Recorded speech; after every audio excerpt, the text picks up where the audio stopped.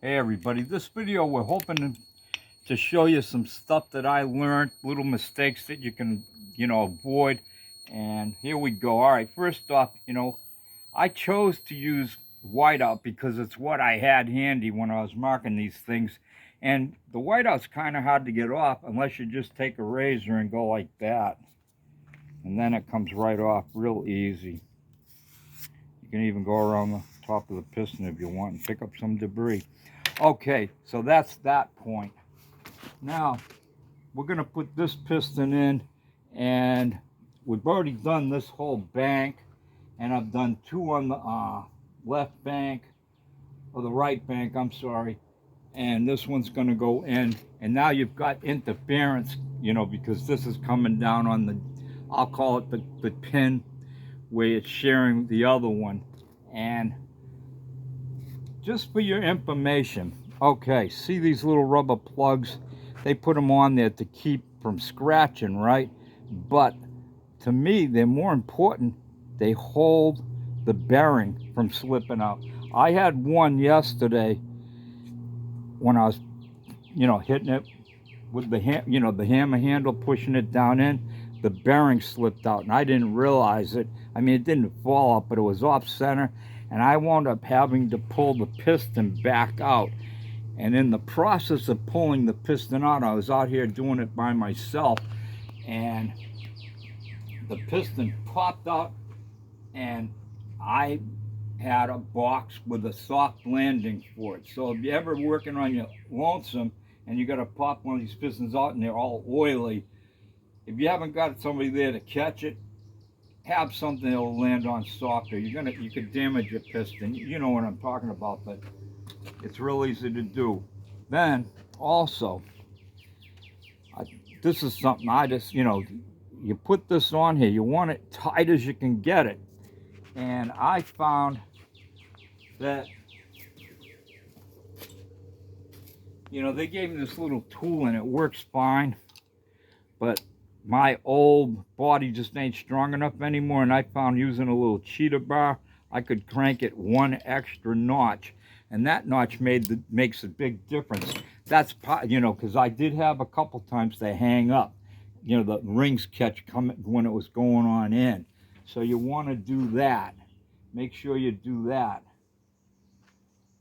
Another thing I want to say is when you're putting this together, don't be afraid, wherever you can, use lots and lots of hot, soapy water, and then, rinse it and dry it good, and then put a coat of oil on it afterwards.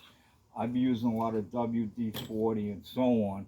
You spray that on, it helps to remove dirt also. But you can never have enough of it. When you're not working on it, keep it covered. Because you got, especially if you're outside, but probably even inside, you got no telling what can fall on it, And so let's try to see if we can get this thing in here right now.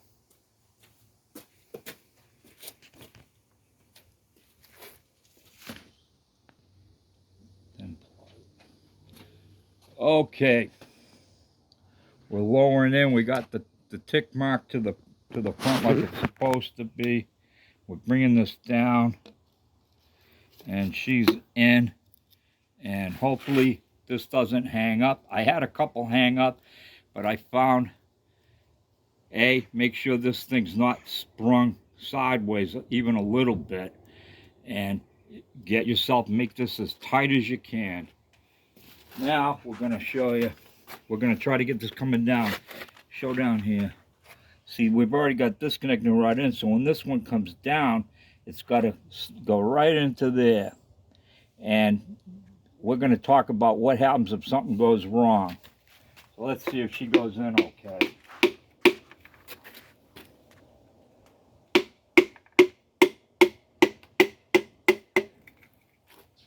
Tighten it, that one extra made a big difference, believe me. Okay, can you see here? Mm-hmm. See how that's coming down? Now come in close. See this push rod? See that? It goes back and forth, so you want to make sure it's all the way over. So you got to hold this while you're knocking it in place. if you don't, it's gonna wind up laying on there just because, you know, the engine's not straight, but vibration, everything.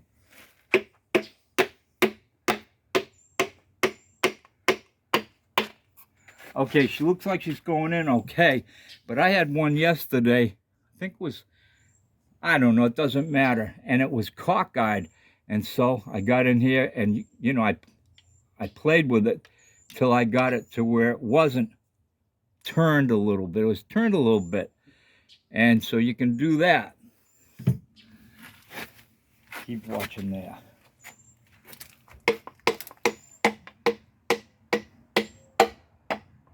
And she's in.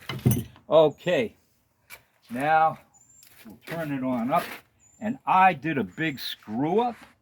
I didn't put lube on the bearing. So what am I gonna do? Well, I'm not gonna pop that thing back out.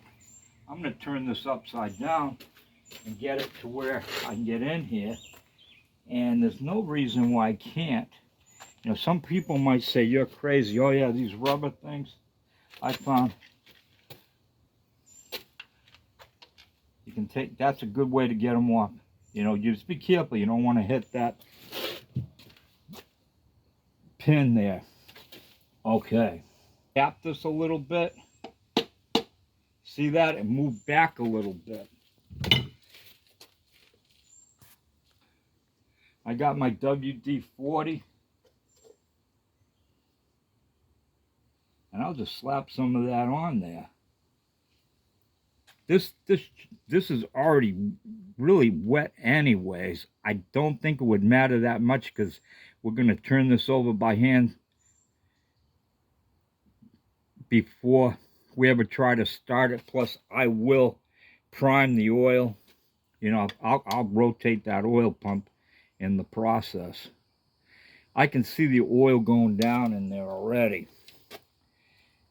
I'll just pull that up. You see that? Get over here. See that? See that opening? See that? Now I know that's well lubed. We'll just let that get on in there. You can take the block and turn it up. Now that stuff's gonna flow down in, and it's get to the other side, and then you can turn it around, and it's just naturally gonna flow. Gravity will work for you.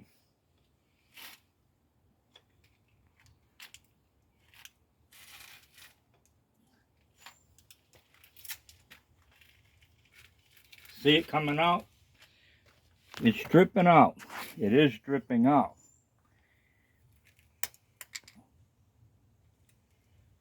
I don't know if you've seen any drip out, but I saw it drip out. So I know it's good. Okay.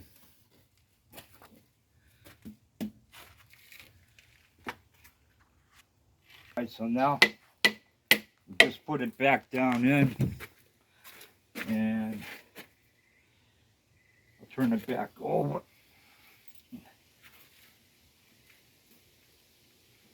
I actually had more trouble. Yeah, she's well lubed. There's even an air bubble to come out here, and you can see it. So there's no problem.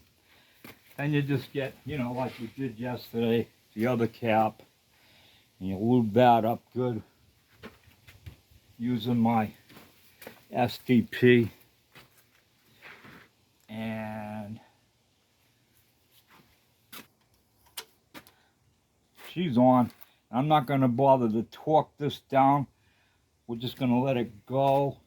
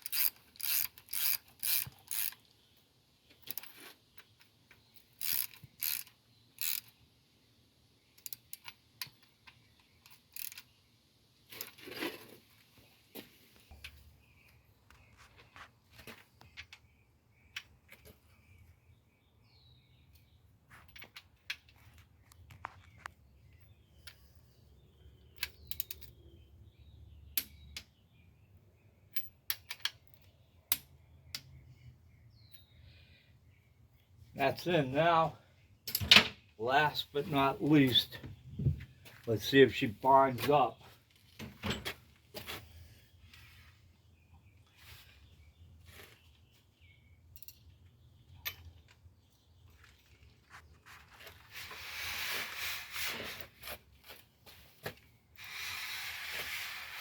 She's okay. Well, that's it. I got one more to put in. We're not going to, film that. But everybody, thanks for watching. And we got more videos coming on this. And everybody have a great summer.